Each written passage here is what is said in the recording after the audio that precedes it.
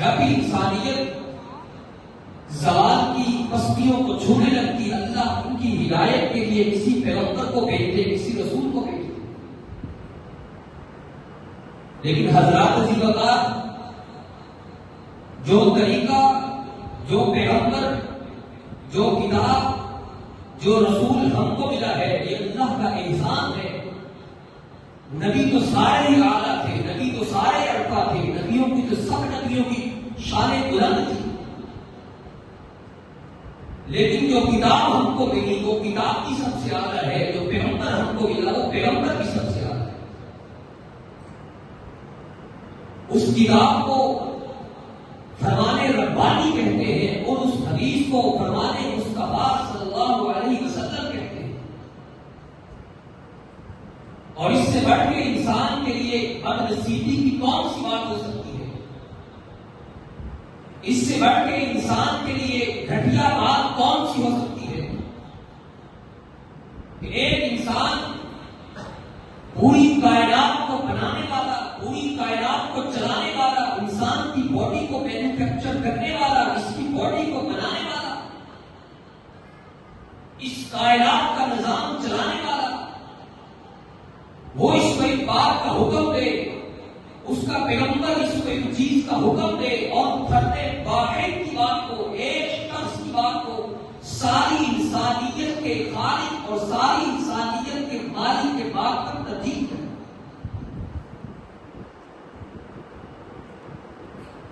اس کو روزی اللہ دیتا ہے، اس کو رزق اللہ دیتا ہے، اس کو بنایا اللہ نے ہے، اس کو سنبھالا اللہ نے ہے. لیکن یہ اپنے دل کی سنے، اپنی خواہش کے پیچھے چلنا شروع کر دے، اس سے بڑھ کے کون سا بدنصیب انسان ہو سکتا ہے؟ مسلمان جب کلمہ پڑھ لیتا ہے، جب دائرہ اسلام کے اندر داخل ہو جاتا ہے، پھر یہ ایک آزاد جانور نہیں بلکہ ایک ایسا اونٹ ہے جس کی نکیر اس کے مالک کے ہاتھ میں ہے. ادھر چاہے روک دے، ادھر چاہے موڑ دے، جدھر چاہے بٹھا دے، جدھر چاہے کھڑا. اس کو مسلمانی ہے. پھر اس کے لیے برادری چھوٹی بن جاتی ہے، پھر اس کے لیے خاندان چھوٹا بن جاتا ہے، پھر اس کے لیے حکومتیں چھوٹی بن جاتی ہیں، پھر اس کے لیے آنکھ چھوٹے بن جاتے ہیں، پھر اس کے لیے بڑا ہوتا ہے، آسمان کا مالک ہوتا ہے. سب لوگوں کی باتوں کی اہمیت کم ہو جاتی ہے. ماں کی بات بعد میں آتی ہے، باپ کا رتبہ بعد میں آتا ہے، خاندان کا مقام بعد میں آتا ہے. سب سے پہلا مقام، سب سے پہلی حیثیت اللہ کے رسول صلی اللہ علیہ وسلم کی بات کی.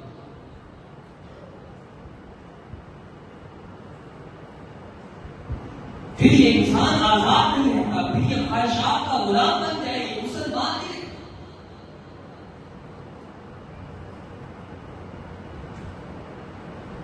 اللہ رب العزت قرآن کریم کے اندر ارشاد فرماتا ہے، وہ لوگ جنہوں نے اپنے نفس کو اپنا معبود بنا لیا، افرأیت من اتخذ الہہ ہواہ، انہوں نے بتوں کو پوجا چھوڑ دی، باٹر الگ ہو گئے، مورتیوں کو پوجنا چھوڑ دیا. لیکن وہ ہندو ایسے نظریے لے کے گیا، کسی نے اپنے خاندان کو اپنا معبود بنا لیا، کسی نے اپنی آرا کو اپنا معبود بنا لیا، کسی نے اپنی خواہشات کو اپنا معبود بنا لیا. اللہ فرماتا ہے سب سے پہلا عذاب ہم اس پہ کون سا مسلط کرتے ہیں؟ فَأَذَلَّهُ اللَّهُ، اللہ اس کو گمراہ کرتا ہے. جو انسان اپنی خواہشات کے پیچھے چلنا شروع کر دیتا ہے، پھر خواہشات کے پیچھے چلتا جاتا ہے، ہمیشہ اختیار کر لیتا ہے. فَأَذَلَّهُ اللَّهُ، اللہ ہدایت کے راستے بند کر دیتا ہے، برائی کے راستے آسان کرتا ہے. پھر جھوٹ بولنا اس کے لیے آسان ہوتا ہے، سچ بولنا اس کے لیے مشکل ہوتا ہے. زنا کرنا اس کے لیے آسان ہوتا ہے، نکاح کرنا اس کے لیے مشکل ہوتا ہے. پھر رات کو اپنی راتوں کو ناپاک کرنا اس کے لیے آسان ہو جاتا ہے، رات کو تلاوت سننا اس کے لیے مشکل ہوتا ہے. پھر گھنٹوں ناچنے والوں کو ناچ دیکھنا معذرت کے ساتھ آ سکتا ہے، لیکن میں ہاتھ پار چھپایا نہیں کرتا. گھنٹوں ناچنے والوں کو دیکھ سکتا ہے، آدھا گھنٹہ جمعے کے لیے دینا اس کو موت لگتی ہے. موت یا جماعت کا انتظار کرتا ہے، کب اللہ کہ مصلی پہ کھڑے ہو میں مسجد میں جاؤ، پھر مسجد میں آنا اس کے لیے عذاب لگتا ہے. گھر کے ساتھ مسجد ہے، 5 مرتبہ آسمان کا مالک کہتا ہے اللہ اکبر، تیری دکان بڑی نہیں، تیرا یار بڑا نہیں، تیرا کاروبار بڑا نہیں، اللہ بڑا ہے. لیکن یہ نفس کا غلام بن چکا ہے، یہ کہتا ہے میری دکان سب سے آگے ہے، میرا پیشہ سب سے آگے ہے، میرا باس سب سے آگے. صبح 7 بجے اٹھ کے 5 بجے اٹھتا ہے، مسجد جانے کی توفیق نہیں. 7 بجے دفتر کا ٹائم ہے، 6 بجے دفتر میں جانا اس کو آسان لگتا ہے، 5 بجے اٹھ کر اللہ کے سامنے حاضری دینا اس کو مشکل ہے. جب انسان اپنے نفس کا غلام بن جائے، پہلا عذاب یہ مسلط ہوتا ہے، اللہ ہدایت کے راستے مشکل ہے.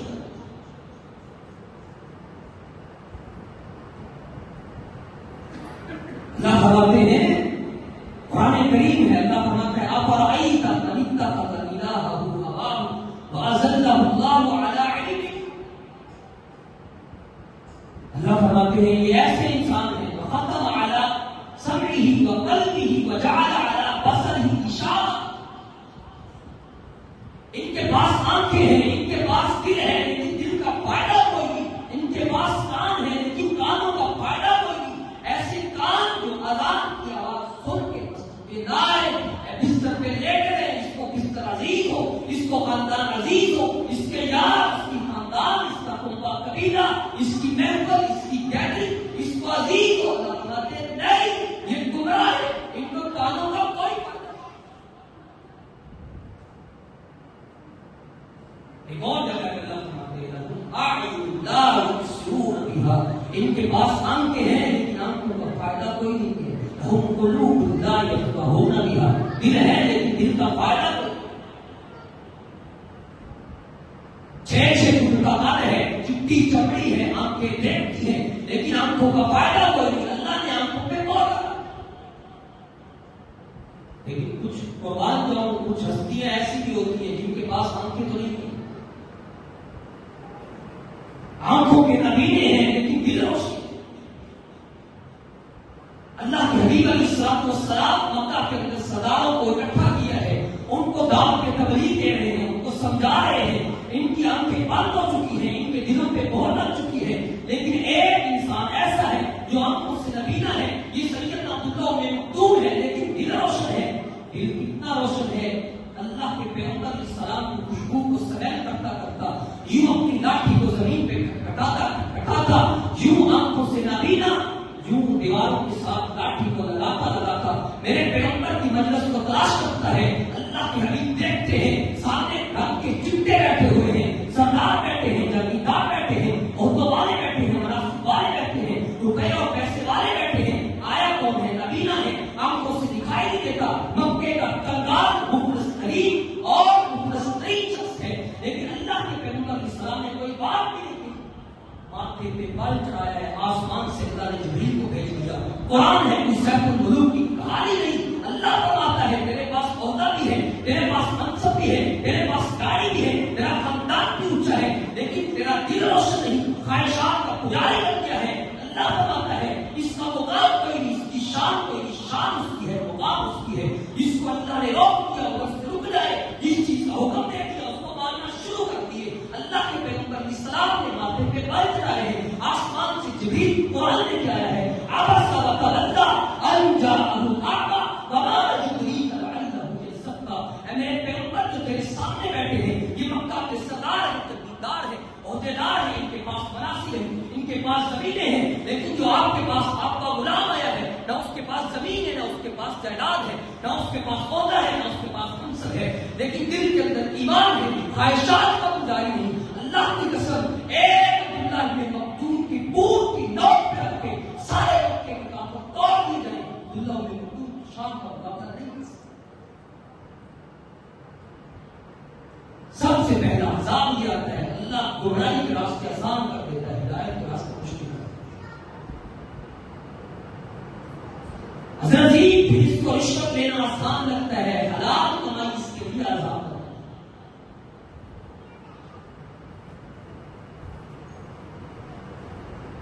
دوسرا اللہ اس پہ عذاب مسلط کرتا ہے.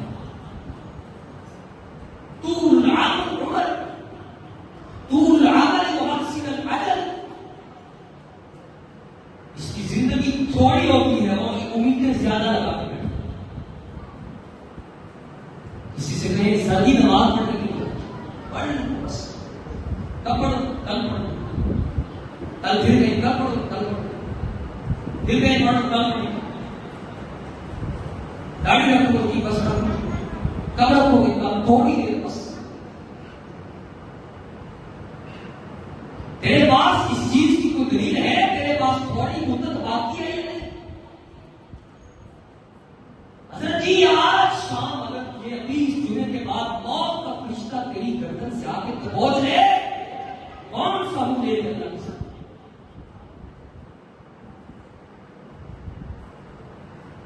صحابہ اکرام کی طبیعت یہ نہیں سکتا. ان کو جہاں سے اللہ کے پیغمبر نے روک دیا تھا پھر وہ روک گئے. پھر دنیا اندر سیدھا ہوگی لیکن انہوں نے اپنی ایڈی وہاں سے ہٹائی. وہاں پہ یاد ہے سیدنا عبداللہ بن عباس رضی اللہ تعالی اللہ کے حبیب علیہ السلام مسجد میں خطبہ دے رہے. ایسی مسجد میں کسی کو کہتے ہیں بیٹھ جاؤ. عبداللہ بن عباس مسجد کے دروازے پہ پہنچے، کانوں میں اللہ کے حبیب کا فرمان پڑا ہے بیٹھ جاؤ. اور یہ نہیں کہا کہ یہ تو مسجد والوں کو کہہ رہے ہیں، نہیں، عبداللہ بن عباس کے ذہن میں یہ بات آئی، اے عبداللہ کہیں ایسا نہ ہو تیرے پیغمبر کا فرمان تیرے کانوں میں پڑ جائے، ایک لمحہ کی کوتاہی کرے اور پیغمبر کے فرمان میں دے. یہ نہیں کہا میں دروازے پہ کیسے بیٹھوں، دروازے پہ بیٹھ گئے. اللہ کے پیغمبر علیہ السلام خطبہ دے کے فارغ ہوتے کسی نے بتایا اللہ کے حبیب آپ کا غلام عبداللہ کو مسجد کے دروازے پہ بیٹھا. بلایا گیا، کہا عبداللہ تم یہاں پہ کیوں بیٹھے ہو؟ کہا اللہ کے حبیب میں مسجد کی طرف آ رہا تھا، آپ کا فرمان تھا میں پڑا بیٹھ جاؤ. میرے دل نے اجازت نہیں دی، میرے ایمان نے اجازت نہیں دی عبداللہ ایک قدم بھی مسجد کی طرف بڑھائے. میں دروازے پہ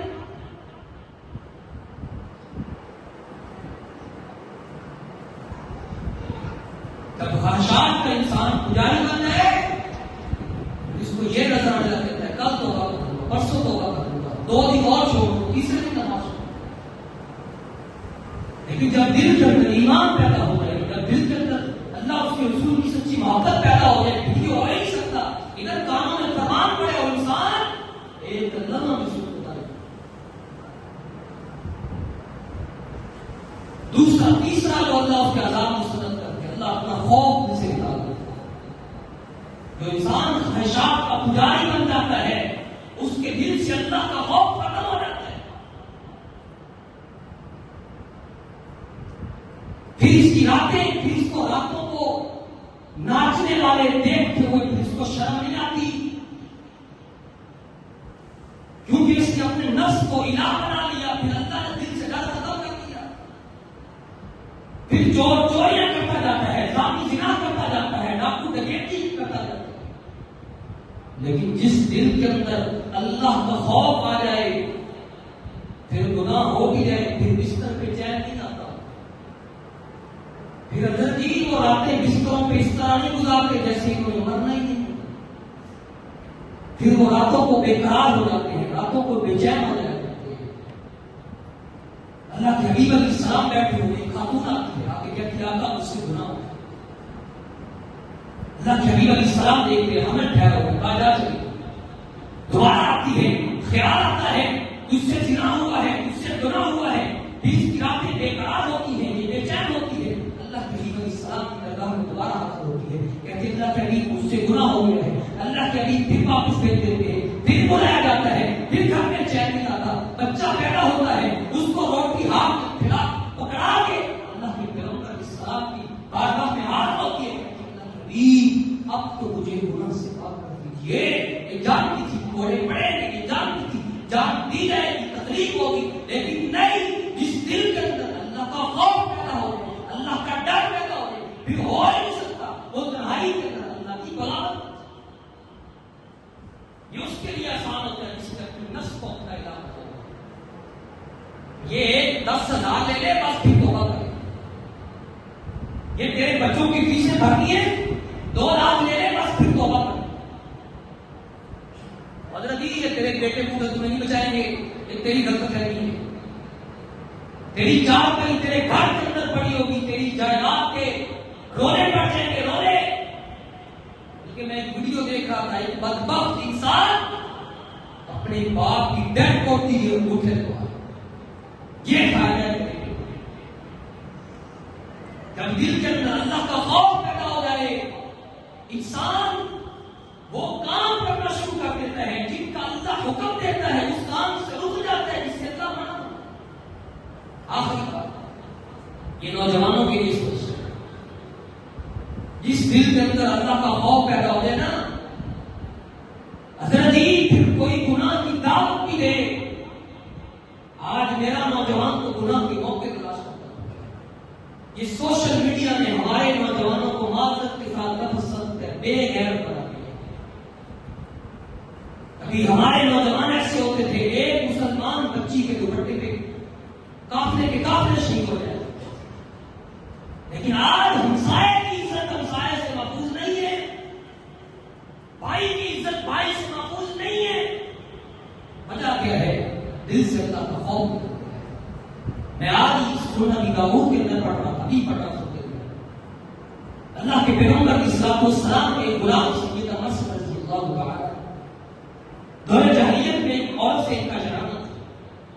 ان کا کام تھا مدینے سے جاتے مکے سے جو قیدی ہوتے ان کو چھڑا کے چھپکے سے ان کو مدینے کے اندر لے جاتے مسلمانوں کے قیدی. ایک دن مکہ کی طرف جا رہے سواری پہ سوار مکہ کی گلی سے گزرتے ہیں, وہی عورت پاس سے گزرتی ہے, مسجد کو اس کی خوشبو سے پہچان دیتی ہے. کہتی عام کا مقصد کیا تو مقصد ہے؟ کہا ہاں میں مقصد ہوں. کہا رات کی تنہائی ہے, اندھیرا ہے, بستر میرا انتظار کر رہا ہے, آؤ میرے پاس رات گزارو. دل کی تختی پہ مقصد کے جملوں کو لکھ کے لے جاؤ, شاید کہ کسی کی زندگی بدل جائے. مقصد نے کیا جواب دیا؟ کہا جس دن سے مدینے والے کا کرنا پڑا ہے, اب جہاں مدینے والا جھکاتا ہے وہاں پہ جھک جاتا ہوں. جس کام سے میرا پیغمبر روک دیتا ہے وہاں سے میرے پیغمبر نے اس چیز سے منع کیا. اب تو جو چاہے کر لے, میں تیری بات کروں. میرے پیغمبر نے زنا سے منع. مقصد کا یہی کہنا تھا. اس نے کہا میں شوہر کو چاہتا ہوں. کہا یہ تو ایک جان ہے, اللہ 100 جانے دے. میں پیغمبر کی سنت کو ٹھکا لیکن تیری بات کو نہیں. ہائے کہاں سے لاؤں ایسا جذبہ, کہاں سے لاؤں ایسی غیر, کہاں سے لاؤں ایسا نوجوان, کہاں سے لے کے آؤں ایسا مسلمان. ادھر مدینے میں جاتے ہیں, اللہ کے حبیب علیہ السلام کے سامنے پیش ہوتے ہیں. کہتے ہیں آقا ایک اور سے میرا جرانہ تھا, رات کو مجھے ملی. اس نے کہا مقصد آ جاؤ, اس کو تیرا انتظار کرتا ہوں. میرے دل کے اندر اللہ کا خوف تھا, میں نے گناہ کو چھوڑ. کہا اللہ کے حبیب دل کے اندر اس کی محبت ہے, دل کے اندر اس کا پیار, کیا میں اس سے شادی کر سکتا ہوں؟ حضرت جی سکو کے اللہ کے فرمان سنتے ہو, شاپ بھی میرے پیغمبر کی باتیں سنتے ہو. لیکن تیرے دل کی دنیا کب بدلے گی؟ تیرے دل کی دنیا کیا اٹھتے جنازوں نے تیرے دل کو بدلا نہیں ہے؟ کہ تیرے یار جن کو اپنے ہاتھوں سے دفنا گیا ہے انہوں نے تیرے نفس کو بدلا نہیں ہے. حضرت جی دنیا کچھ نہیں ہے. صبح سے لے کے شام تک ہر خطیب کو سنتے ہو, لیکن نہیں پتا اپنے اندر کے خطیب کو نہیں پتا, اس کو نہیں پتا. کیا اللہ کے حبیب کیا میں اس سے شادی کر سکتا ہوں؟ میرے پیغمبر نے کوئی گھنٹوں کا کتاب نہیں کہا, کہا نہیں اس سے تو شادی نہیں کر سکتا. جاؤ, میں نے بڑا ریسرچ کیا, حدیث کی کتابوں کو چھانتا, کوئی ایک جملہ مقصد کی زبان سے نکل جائے, کوئی ایک جملہ ہی کہو. آج ہمیں تو بہانے ہی بڑے آتے ہیں نا, ہمارے پاس تو دلیلیں بڑی ہے نا گناہ کرنے کے لیے, سود کے لیے دلیلیں. مقصد نے ایک جملہ بھی نہیں کہا. اللہ کے حبیب جو آپ نے کہہ دیا ہے مقصد نے مان لیا, اللہ سے دعا ہے کہ صحیح مانو, قرآن و حدیث کو سمجھ کر اس کا عمل کرنے کی توفیق عطا فرمائے. واقعی کو بھی حاضر استغفر اللہ.